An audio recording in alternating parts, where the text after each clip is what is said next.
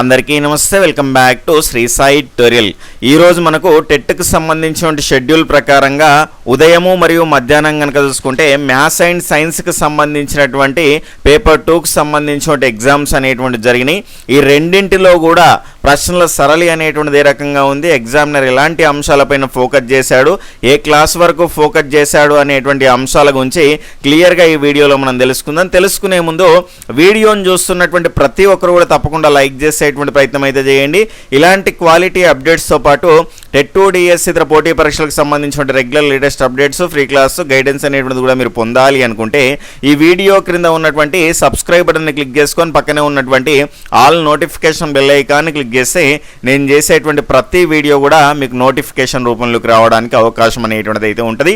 ఇక లేట్ చేయకుండా మన యొక్క మొదట మార్నింగ్ సెషన్కి సంబంధించిన అనాలిసిస్ అనేటువంటి చూద్దాం. దాని తర్వాత ఆఫ్టర్నూన్ సెషన్కి సంబంధించిన అనాలిసిస్, అందులో వచ్చినటువంటి ప్రశ్నలు, వాటికి సంబంధించి క్లియర్గా చెప్పిన వాటికి సంబంధించిన ఆన్సర్స్ అనేటువంటి తెలుసుకునే ప్రయత్నం అయితే చేద్దాం. ఇక్కడ మార్నింగ్ సెషన్కి సంబంధించినటువంటి ఓవర్ వ్యూ అనే కనుక చూసుకుంటే తెలుగు పరంగా చూసుకుంటే ఎప్పుడూ వచ్చే విధంగా ఈజీగానే రావడం అనేటువంటి జరిగింది. ఎక్కువగా మనకు తెలుగు పరంగా ఇక్కడ పేపర్ 2 అంటే 8th, 9th, 10th నుంచి అయితే కవర్ చేయడం అనేటువంటిది అయితే జరుగుతూ ఉన్నది. నెక్స్ట్ రాయబోయేటువంటి సోషల్ వాళ్ళు కూడా ఆ అంశాలపైనే మీరు ఎక్కువ ఫోకస్ చేయాల్సినటువంటి అవసరం అనేటువంటిది అయితే ఉంటుంది. ఇక్కడ నెక్స్ట్ కనుక చూసుకుంటే ఇంగ్లీష్ అనేటువంటిది యాజ్ యూజువల్గా మనకు జనరల్ అంశాలు అనేటువంటి article, prepositions, direct speech, indirect speech, active voice, passive voice, దాని తర్వాత నెక్స్ట్ ఇన్కరెక్ట్ సెంటెన్స్ అనేటువంటిది ఇచ్చేసి గుర్తుపట్టమనడము, దాని తర్వాత నెక్స్ట్ కనుక చూసుకుంటే కరెక్ట్ స్పెల్డ్ వర్డ్, దాని తర్వాత జంబుల్డ్గా మనకు సెంటెన్స్లు ఇచ్చేసి అవి ప్రాపర్గా అరేంజ్ చేయడం, మనం ఈ రకమైనటువంటి వాటిలో మనకు ఇంగ్లీష్ నుంచి అయితే రావడం అయితే జరిగింది. ప్యాసేజ్ కనుక చూసుకుంటే కొంత ఈజీగానే వచ్చింది పోయినసారితో పోల్చుకుంటే అనేటువంటి అంశాన్ని అయితే అభ్యర్థి అయితే చెప్పడం అయితే జరిగింది. ఇది ఇంగ్లీష్. సైన్స్ పరంగా చూసుకుంటే మనకు ఎక్కువగా 8th, 9th, 10th నుంచే మనకు కవర్ కావడం అనేటువంటిది అయితే జరుగుతూ ఉన్నది.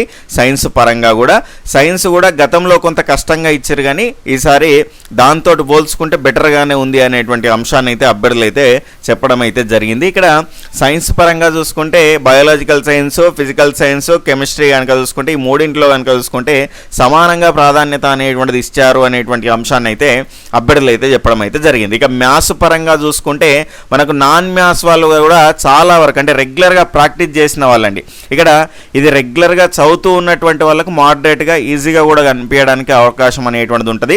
కానీ రెగ్యులర్గా చదవకుండా నార్మల్గా అటెంప్ట్ చేస్తే మాత్రం ఇది కూడా కష్టమే అనిపిస్తుంది. ఆ అంశాన్ని మీరు గుర్తు చేసుకునే ప్రయత్నం అయితే చేయండి. దాని తర్వాత మ్యాథ్స్కి సంబంధించి నాన్ మ్యాథ్స్ వాళ్ళు కూడా చాలా క్వశ్చన్స్ అనేటువంటి చేసే విధంగానే వచ్చాయి అనేటువంటి అంశాన్ని అభ్యర్థులు అయితే చెప్పడం అయితే జరిగింది.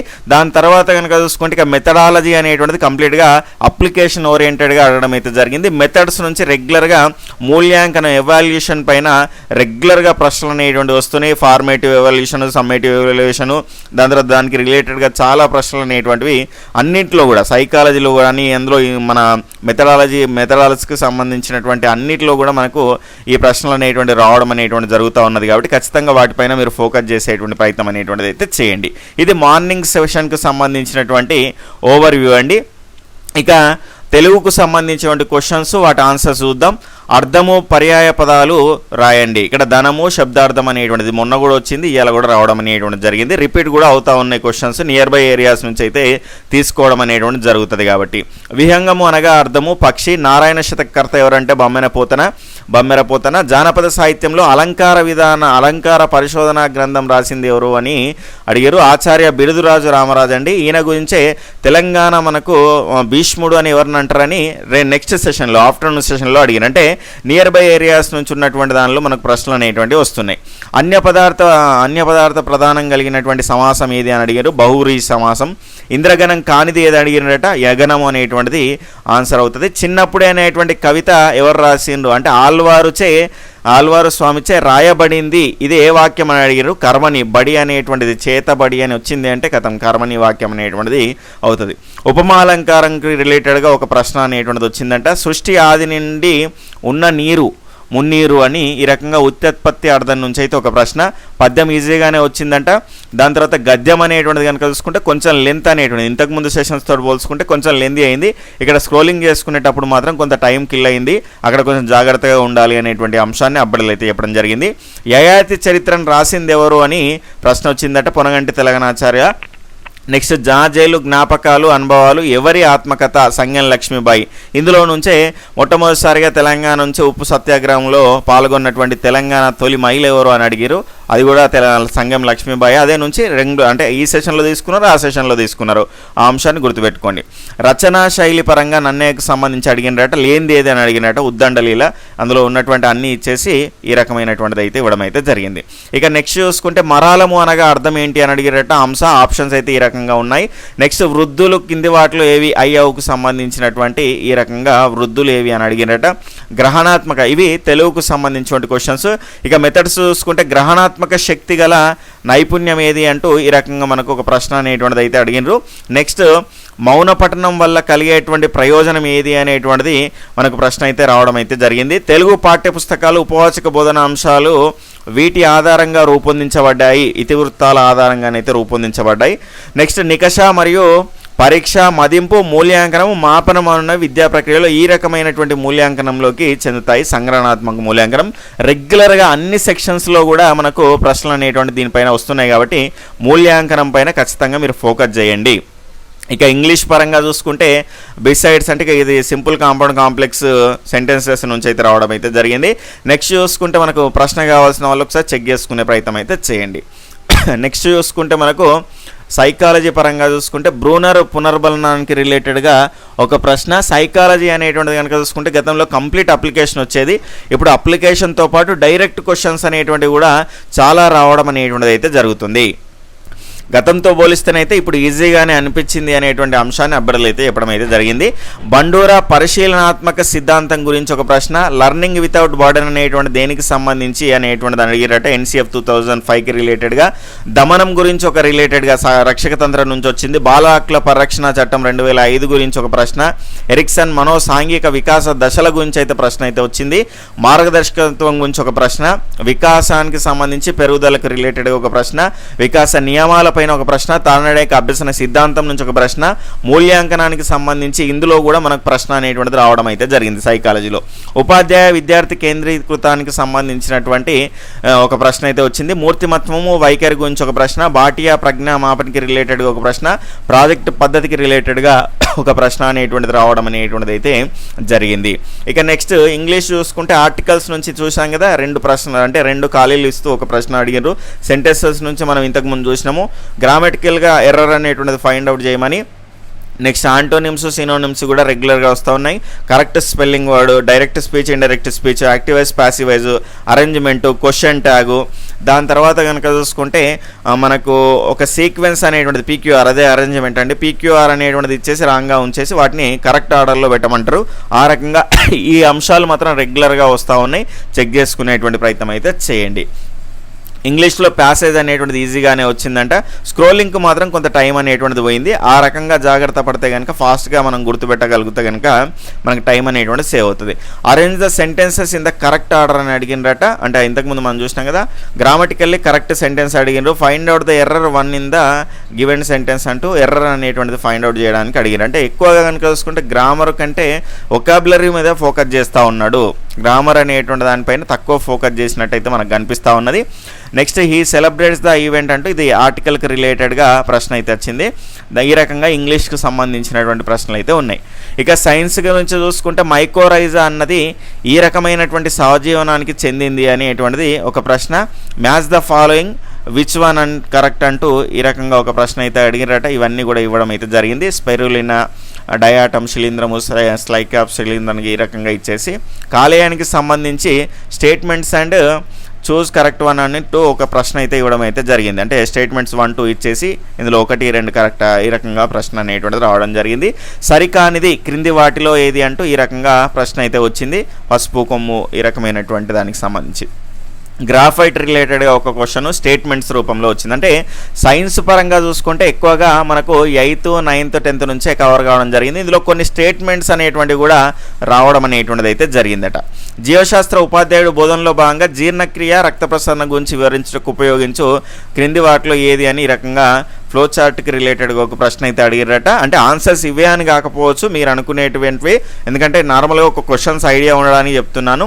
ఒకవేళ మీకు కూడా క్వశ్చన్ పేపర్ అనేటువంటిది ఎట్లా అనిపించిందో ఖచ్చితంగా తెలియజేయండి. కొంతమందికి టఫ్ అనిపించవచ్చు, కొంతమంది ఈజీగా అనిపించవచ్చు. ఇందులో మిస్ అయిన క్వశ్చన్స్ కూడా కొన్ని ఉంటాయి కాబట్టి మీకు ఏమైనా తెలిస్తే కనుక అవి ఖచ్చితంగా కింద కామెంట్ సెక్షన్లో తెలియజేయండి. నెక్స్ట్ వాళ్ళు వాటిని యూజ్ చేసుకోవడానికి అంటే చెక్ చేసుకోవడానికి అవకాశం అనేటువంటిది అయితే ఉంటుంది. ఎడ్గార్ డేల్ అనుభవ శంకులోని వాటిని మూర్తం నుంచి అమూర్తానికి అమర్చగా అంటూ ఈ రకంగా మెథడాలజీ నుంచి ఒక ప్రశ్న అనేటువంటిది అయితే వచ్చింది. నెక్స్ట్ మ్యాథ్స్ పరంగా ఒక దీర్ఘచతురస్రం యొక్క పొడవు 40 మీటర్లు, వెడల్పు 30 మీటర్లైనా ఆ దీర్ఘచతురస్రం చుట్టూ 6 మీటర్లతో కంకరను ఉపయోగించి బాట వేసిన ఆ బాట వైశాల్యం ఎంత అని అయితే అడిగారట. ఇక్కడ x+2 x+4 x+6 ఈ రకంగా ఇచ్చేసి 7 సంఖ్యల సగటు 11 అయినా చివరి 3 సంఖ్యల సగటు సరాసరి ఎంత? ఇది డైరెక్ట్ క్వశ్చన్ అండి. 3 to the power of x under root of is equal to 81 అయినా x వాల్యూ ఎంత అని అడిగినట. cos θ is equal to 12/13 అయినా tan θ is equal to ఎంత? ఒక వ్యక్తి భూమి మీద నుండి 12 మీటర్ల ఎత్తుగల స్తంభాన్ని చూస్తున్నాడు అండ్ 3 మీటర్ల ఎత్తుగల స్తంభాన్ని చూస్తే ఆ రెండు స్తంభాల మధ్య దూరం ఎంత అంటూ దూరము 21 మీటర్స్ అయినా ఇక్కడ 3 మీటర్లు అండ్ 12 మీటర్లకు మధ్య గల దూరము ఎంత అని ఈ రకంగా ఎత్తులు దూరాలకు రిలేటెడ్గా ఒక ప్రశ్న. x+1 ఇవన్నీ కూడా ప్రీవియస్ క్వశ్చన్స్ మీకు డిస్కషన్ చేసినప్పుడు చాలా కవర్ అవుతున్నాయండి. అవన్నీ కూడా ఖచ్చితంగా ఆ వీడియోస్ అనేటువంటి చాలా యూస్ఫుల్గా మీకు అయినాయి. నెక్స్ట్ ఇక్కడ చూసుకుంటే నిగమన పద్ధతి గురించి ఒక ప్రశ్న అనేటువంటిది వచ్చింది. దాని తర్వాత చాలా free material, free content TET to డిఎస్సికి సంబంధించి రెగ్యులర్ ఇన్ఫర్మేషన్స్ అనేటువంటి కూడా మన గ్రూప్స్లో ఇస్తున్నాం కాబట్టి మన గ్రూప్లో జాయిన్ అవ్వని వాళ్ళు ఉంటే కనుక చాలా ఫ్రీ మెటీరియల్ అనేటువంటి కూడా రెగ్యులర్గా షేర్ చేయడం జరుగుతుంది. ఈ వీడియో యొక్క టైటిల్ మీద క్లిక్ చేయండి, బ్లూ కలర్లో లింక్స్ వస్తాయి, లేదంటే కామెంట్ సెక్షన్లో మొదటి మెసేజ్గా పిన్ చేస్తాను. దానిలో గ్రూప్స్లో జాయిన్ అవ్వడం ద్వారా మీకు చాలా సోర్స్ అనేటువంటివి లభించడానికి అవకాశం అయితే ఉంటుంది. ఈ రకంగా ఇంటర్సెక్షన్కి రిలేటెడ్గా ఒక ప్రశ్న అయితే అడిగారు సమితుల నుంచి. సమద్విబాహు త్రిభుజం యొక్క చుట్టుకొలత పైన ఒక ప్రశ్న. ఘనం యొక్క అంచు ఇంత అయినా దాని సంపూర్ణ తల వైశాల్యం ఎంత అని ఒక ప్రశ్న అయితే అడిగినరట. నెక్స్ట్ కనుక చూసుకుంటే రెండు సంఖ్యల మొత్తం 40 మరియు లబ్ధం 375 అయినా ఆ సంఖ్యలు ఏవి అని అడిగినరట. ఈ రకంగా ప్రశ్న.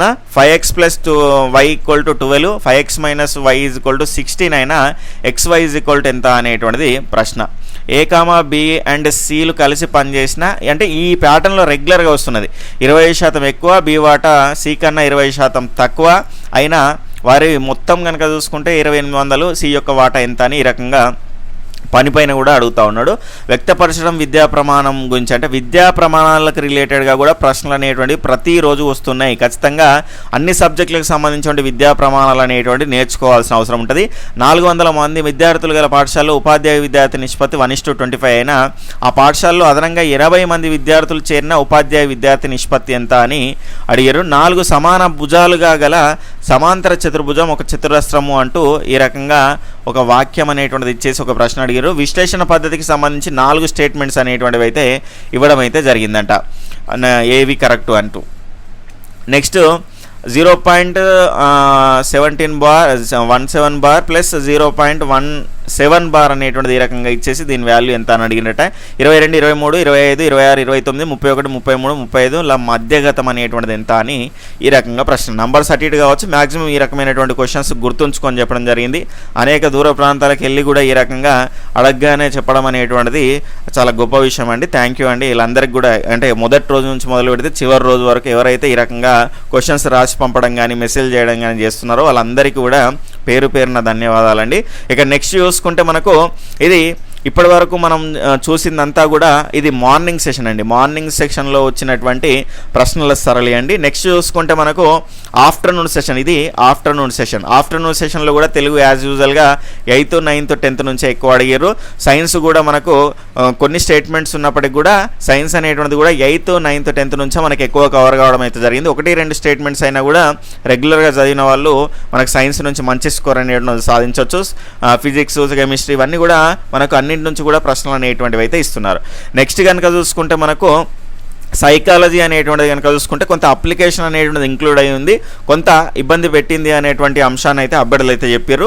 మీరు కూడా ఒకసారి రాసిన వాళ్ళు ఎవరైనా ఉంటే దానికి సంబంధించి అయితే చెప్పే ప్రయత్నం అయితే చేయండి. గతంలో లాగా అన్ని అప్లికేషన్ కాకుండా అప్లికేషన్తో పాటు డైరెక్ట్ క్వశ్చన్స్ అనేటువంటివి కూడా రావడం అనేటువంటిది చాలామంది స్కోర్ అనేటువంటిది ఇంప్రూవ్ కావడానికి అవకాశం అనేటువంటిది అయితే ఉంటుంది. అందుకే నోటిఫికేషన్లు ఎప్పుడు వస్తాయో తెలియదు, వచ్చినప్పుడు మాత్రం వాటిని సద్వినియోగం చేసుకోవాలి. ఎగ్జామ్ రాస్తున్నాము అంటే ఖచ్చితంగా 100% ఇచ్చేటువంటి ప్రయత్నం చేయాలి. గుర్తుపెట్టుకోవాలి. చాలామందికి ఈసారి స్కోర్ అనేటువంటిది సీరియస్గా చదివిన వాళ్ళకి మాత్రం పెరగడానికి అవకాశం అనేటువంటిది ఖచ్చితంగా ఉన్నట్టుగా అనిపిస్తూ ఉన్నది. ఇంగ్లీషు రెగ్యులర్గా వచ్చే టాపిక్స్ పైన రావడం జరిగింది.